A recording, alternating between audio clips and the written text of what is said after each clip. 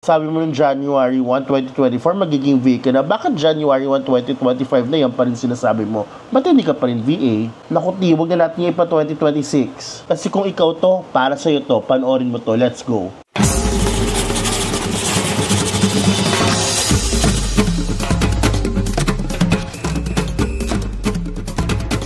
Hey guys, it's Jam, the founder of Boy Virtual Assistant and Barangay VA Community, which aims to help aspiring freelancers or virtual assistants land their first client online. Kung hindi ka pa parte ng community ko, ng Barangay VA Community, ano pang hinihintay mo? I-access mo na yung free VA course natin once you join Barangay VA Community, link in the description box below. Let's go! Happy New Year mga Mima! Ako 2025 na, sabi natin sa sarili natin, seryoso na to, totoo na to. I will make it happen. Magiging virtual assistant na ako, magiging freelancer na ako. Sana sana hindi siya drawing, no? Sana hindi puro manifesting lang tas walang galaw. Galaw din dahil ngayong 2025, January 1, mga mi, bibigyan kita ng 5 tips na dapat iwasan mo na ginagawa mo noong 2024 para maging VA ka na ng 2025 at huwag nang paabuti ng 2026 na ito ulit ang pinapanood mong video. Let's go! Number 1 is tama na ang no experience mindset. Again, stop looking at yourself as someone without experience. Stop approaching future clients or hiring managers na ini-introduce mo sarili mo as someone without experience. You all know how tight and how competitive the market is right now. And for you to give an impression, first impression sa mga future clients mo na no experience ka, doesn't give a positive image or impact sa kanila. And most likely, 95% they will ignore you. So stop telling them and introducing yourself on a negative way. Stop telling them na no experience. Umalis ka na sa mindset na yan dahil yung mga skills na meron ka ngayon, yung mga hobbies na meron ka ngayon, guys, pwede mo yung gamitin, okay, as a freelancer at pagkakitaan in the future. Kaya stop ang no experience. Wala na magtatanong, wala bang for no experience? No. Stop, get away from that mindset and listen to the next ones, okay? Number 2 is alamin ang inyong business identity. Ito ang lagi kong binibigay sa inyo pag nasa phase 2 kayo ng Zero to VA challenge ko, no? Pero wala, hindi nyo tinatapos. Nahihirapan kayo. Nahirapan lang kayo i-identify kung sino kayo as a business. Tumigil na kayo. Hindi nyo na ginawa. Paano kung totoong task na ng kliyente ang pinapagawa sa'yo? Paano pa kung you are handling difficult clients? Paano pa sa pagko-close ng clients? Diba? Guys, I gave you a free version of like a free course kung paano mabibuild ang business identity mo. Worksheet na yon, min-maximize mo ba? Hindi. Ngayon, this 2025, this week, okay, I need you to sit down, okay, and take that time to actually go through that My Business Identity, okay, na free course, which is linked below. Isabay mo na ang sarili mo sa Zero to VA Challenge or Zero to Lead Gen Challenge or Zero to SMM Challenge. Ililink ko yan sa baba for January. Okay, simulan mo na kasi kailangan mo ito. This will take you away from that no experience mindset kasi malalaman mo kung sino ka talaga as a VA or as a freelancer through that free My Business Plan na module. Okay? At least pag nakilala mo na kung sino ka sa business, that's how you will introduce yourself to future clients.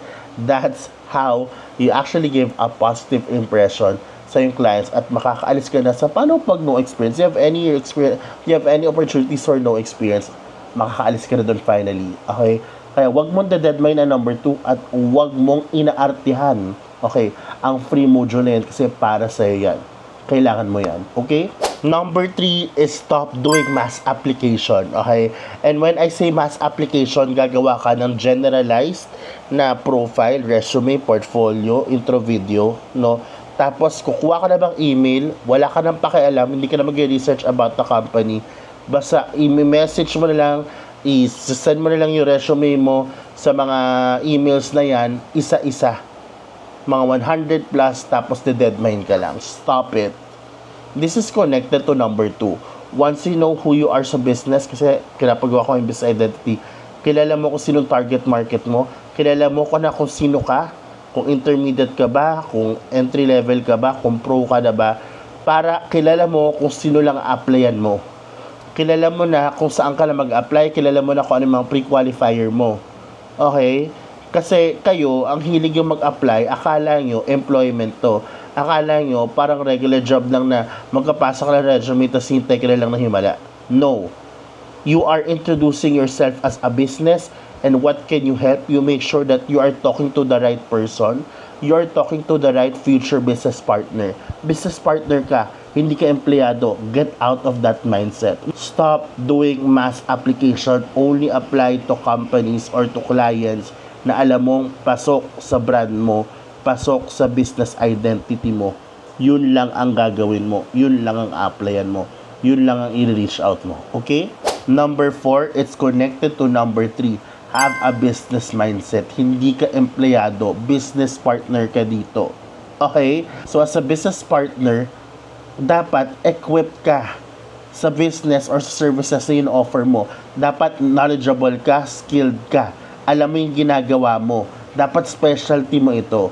Dapat alam mo na kung anong gagawin doon. Kompleto na yung tools mo to perform that specific service sa kliyente mo, sa business partner mo. Kasi, kung magkakaroon ka ng employee mindset, parang ikaw lang yun noong 2024, 2023, 2022, 2021. Ikaw pa rin yun. This time, i-level up mo na game mo. Alam mo na ang business identity mo. Maximize that. Okay, maximize that, no? Make sure na pag hinarap mo o showcase mo ang sarili mo sa kliyente mo, mapapawaw sila in a way na hindi nila pwedeng hindi ka kunin. That's how you represent yourself. Hindi yung no experience mo, may opportunity ka. No, deadma yan, T. I'm telling you, as early as now, deadma. 2034, dinedma ka. 2025, mas deadma yun ka, T. Kaya, have a business mindset. Okay? This is not an employment. This is a business. When you represent yourself as an impactful business na totoo, na pagka nag-perform ka, you have the skills, knowledge, attitude, and experience to perform and to solve all their problems. You understand? And lastly, number 5, mga me, no, it's connected to number 4. Sharpen your skills. Keep on sharpening your skills. Very important ito.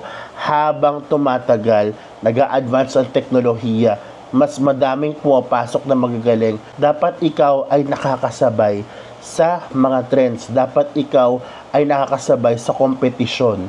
Dapat ikaw yung kompetisyon. Dapat ikaw yung umaangat doon sa kompetisyon. You have to be ahead of everyone. 'Di ba?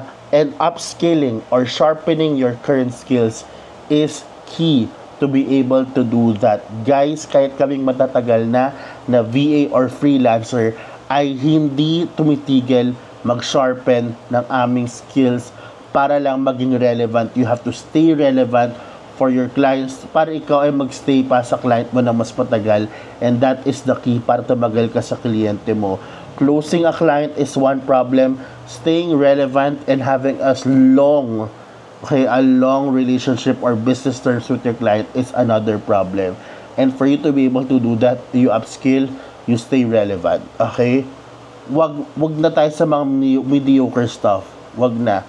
Dito tayo sa impactful ako, forever relevant ako, pang malakasan ng serbisyo ko.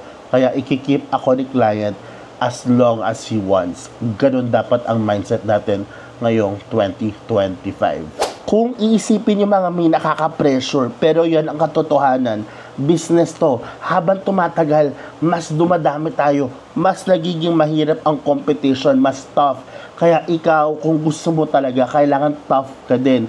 Kung gusto mo talaga this 2025, seryosohin mo na. Hindi na pwede yung nga reklamo pag hindi ka naipasa. Isisisihin mo yung requirements kaya hindi ka pumasa. No, sisihin mo sarili mo.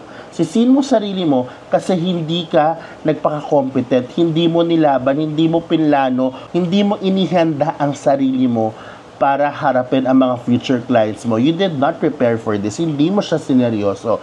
Kasi meron ka lang employee mindset, no? Bago mo sisihin ang iba, sisihin mong sarili mo. Okay? Because if you're really serious about this, you will make sure that when you represent yourself in front of your future clients, is you are the one na hinahanap nila agad.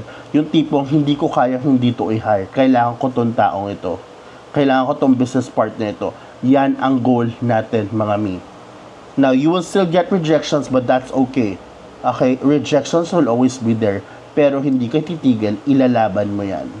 Kasi pangarap mo to, kaya ilaban mo ito. Mga mi, disclaimer, hindi ako galit, passionate lang. I need you to set your mind straight, okay? I need you to start your year with a better and a solid mindset para sa future months na darating, habang binibuild mo ang sarili mo, ay talaga namang tama ang mindset mo, anchored yung mga actions mo and decision makings mo sa North Star mo or sa goal mo, which is maging isang impactful na VA or freelancer already sa future client mo ngayon 2025. Once again, if you're not part of Barangay VA yet, please join the community by clicking the link in our description box para ma-access mo na yung free VA course natin, at kasama na rin doon yung business plan na course. Kasama siya sa Barangay VA University na course. Alright?